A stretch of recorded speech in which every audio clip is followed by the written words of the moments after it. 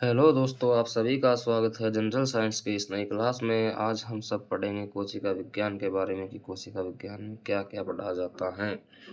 कोशिका कोशिका के बारे में संपूर्ण जानकारी प्राप्त करेंगे। कोशिका एक बहुत बड़ा चैप्टर है, फिर भी हम 2-3 वीडियो में से पूरा कंप्लीट करेंगे, बहुत ही आसानी से, धीरे धीरे से। आपको पूरा चैप्टर आसानी से पढ़ना है, आसानी से समझना है और चीज़ों को साथ के साथ याद करना है। ठीक है, चलिए शुरू करते हैं हम कोशिका विज्ञान। विज्ञान की वह शाखा जिसमें कोशिका व कोशिका के आंतरिक भागों के बारे में अध्ययन किया जाता है, कोशिका विज्ञान कहलाती है। कहने का मतलब है विज्ञान की वह शाखा जो जिसमें हम कोशिका व कोशिका के आंतरिक भागों का अध्ययन करते हैं। कोशिका का जो हम अध्ययन करते हैं उसे कोशिका विज्ञान कहलाती है। बिल्कुल, ये हमें पढ़ने से पता लग रहा है कि कोशिका व कोशिका के आंतरिक भागों, कोशिका के बारे में जानकारी जब हम प्राप्त करते हैं उसे हम कोशिका विज्ञान कहते हैं। कोशिका को हम बोलते हैं अंग्रेजी में सेल। सेल मीन्स होती है हमारी कोशिका, CELL।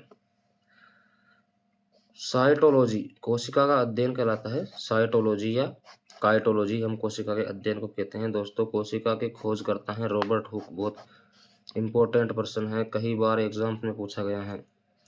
कोशिका के खोज करता है रॉबर्ट हुक।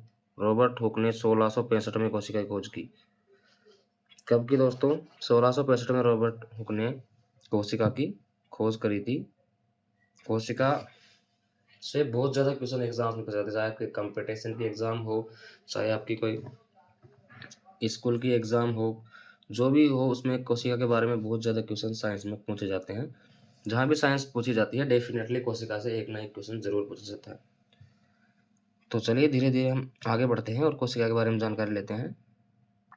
चलिए दोस्तों, अब हम पढ़ते हैं एक कोशिकीय सिद्धांत। एक कोशिकीय सिद्धांत में क्या होता है? इसके अनुसार प्रत्येक जीव में कम से कम एक कोशिका उपस्थित होती है। धरती पर जितने भी जीव है दोस्तों, उनमें सभी में कम से कम एक कोशिका उपस्थित होती है। ये कंपलसरी है। सभी जीवों के अंदर एक ना एक कोशिका तो मिलती ही मिलती हैं, उससे अधिक भी पाई जाती हैं, पर एक कोशिका तो सभी जीवों में पाई जाती हैं। ये किसने कहा? यह सिद्धांत एंटोनी लेवेनहोक के द्वारा दिया गया है। इसी वैज्ञानिक ने बैक्टीरिया की खोज की थी। देखिए, आपके यहाँ से 2 क्वेश्चन बनते हैं। जो ये वैज्ञानिक हैं एंटोनी लेवेनहोक, इन्होंने ये सिद्धांत दिया है कि प्रत्येक जीव के अंदर एक ना एक कोशिका उपस्थित होती है। वैज्ञानिक ने बैक्टीरिया की भी खोज की है। लेवेनहोक के द्वारा बैक्टीरिया की खोज भी की गई थी। ये क्वेश्चन आपको बिल्कुल याद रखना है, कहीं भी एग्जाम में आपसे पूछा जा सकता है। अब पढ़ते हैं आगे। यह सिद्धांत विषाणु के द्वारा गलत सिद्ध हुआ क्योंकि विषाणु में कोई कोशिका उपस्थित नहीं होती, इसमें DNA व RNA पाया जाता है। ये बिल्कुल अपवाद हो गया। ये अपवाद है क्योंकि ये विषाणु के लिए सिद्धांत गलत हुआ है। एंटनी लेवेनहोक के द्वारा जो सिद्धांत दिया गया था कि प्रत्येक जीव में कम से कम एक ना एक कोशिका पाई जाती है, परंतु ये सिद्धांत यहाँ पर जाके गलत हो जाता है क्योंकि विषाणु में कोई कोशिका उपस्थित नहीं होती है, उसमें DNA एवं RNA पाया जाता है। विषाणु में केवल DNA और RNA पाया जाता है, उसमें कोई कोशिका नहीं पाई जाती है।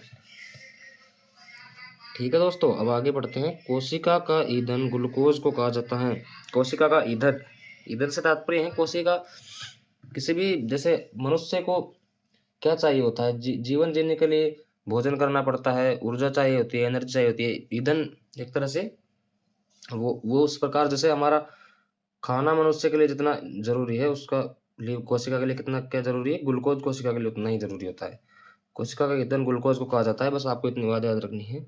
एग्जाम्स में पूछा भी गया एक क्वेश्चन, कोशिका का ईंधन किसे कहते हैं? ग्लूकोज को कोशिका का ईंधन कहते हैं। अनियंत्रित कोशिकाओं में वृद्धि को कैंसर कहते हैं। अनियंत्रित कोशिकाओं में वृद्धि को कैंसर कहते हैं। दोस्तों, सभी लाइफ में हम ये फील करते हैं, रियलाइज करते हैं कि हर चीज़ लिमिटेड होती है। अगर आवश्यकता से ज़्यादा कोई भी चीज़ होती है तो वो हानिकारक होती है। अगर हम भोजन भी करते हैं, आवश्यकता से ज़्यादा भोजन करते हैं, तो हमारे लिए नुकसानदायक होता है कि नहीं होता है? होता है। उसी प्रकार अनियंत्रित कोशिकाओं में वृद्धि, कोशिकाओं इतनी कोशिकाओं का होना जो अनियंत्रित, जिनका कोई नियंत्रण ना हो, आवश्यकता से अधिक कोशिकाएँ जब हो जाती है शरीर में, तो तब क्या होता है? कैंसर हो जाता है। कैंसर होता है व्यक्ति में बहुत, कैंसर बहुत बुरी बीमारी है। तो क्या होता है? अनियंत्रित कोशिका वृद्धि को कैंसर कहते हैं, इसलिए कैंसर होता है। इसके इलाज में कीमोथेरेपी करेंगे। कीमोथेरेपी कीमोथेरेपी जो है इस कैंसर के इलाज के लिए करते हैं। आजकल बीमारी है तो उसका इलाज भी है, तो कैंसर का इलाज क्या है? कीमोथेरेपी कैंसर का इलाज है। अब हम आगे बढ़ते हैं नेक्स्ट। अब पढ़ते हैं दोस्तों हम कोशिका के प्रकार। कोशिका जो है कितने प्रकार की होते हैं? कोशिका मुख्यतः दो प्रकार की होती है, प्राकैरियोटिक एवं यूकेरियोटिक। कोशिका कितने प्रकार की होती है? दो प्रकार की होती है। ये बात हमें बिल्कुल याद रखनी है। कोशिका दो प्रकार की होती है। पहली होती है प्राकैरियोटिक, दूसरी होती है यूकेरियोटिक। कोशिका दो प्रकार की होती है, प्राकैरियोटिक, यूकेरियोटिक। प्राकैरियोटिक, यूकेरियोटिक, ये बात हमें बिल्कुल ध्यान रखनी है। अब हम पहली कोशिका पढ़ते हैं, प्राकैरियोटिक कोशिका। प्राकैरियोटिक कोशिका क्या होती है और इसमें क्या जो चीजें होती है उनके बारे में जानकारी लेते हैं। यह कोशिका मात्र एक कोशिकीय जीव में पाई जाती है। एक कोशिकीय जीव जो होता है जिसमें एक कोशिकीय क्या होता है? एक कोशिका सिद्धांत हमने अभी पढ़ा था कि प्रत्येक जीव में एक ना एक कोशिका होना, उपस्थित होना आवश्यक है। एंटोनी लीवेनहॉक के द्वारा यह सिद्धांत दिया गया था, जिन्होंने बैक्टीरिया की भी खोज की थी। तो ये प्राकैरियोटिक कोशिका जो है ये एक कोशिका सिद्धांत के अंतर्गत आती है, यानी कि मात्र एक कोशिकीय जीव में ही प्राकैरियोटिक कोशिका पाई जाती है। इसमें केंद्रक उपस्थित नहीं होता है, ये ध्यान रखना है। प्राकैरियोटिक कोशिका में केंद्रक उपस्थित नहीं होता है, ये बात आपको बिल्कुल ध्यान रखनी है कि प्राकैरियोटिक कोशिका है उसमें केंद्रक उपस्थित नहीं होता है। इसमें झिल्ली व कोशिकांग उपस्थित नहीं होता है।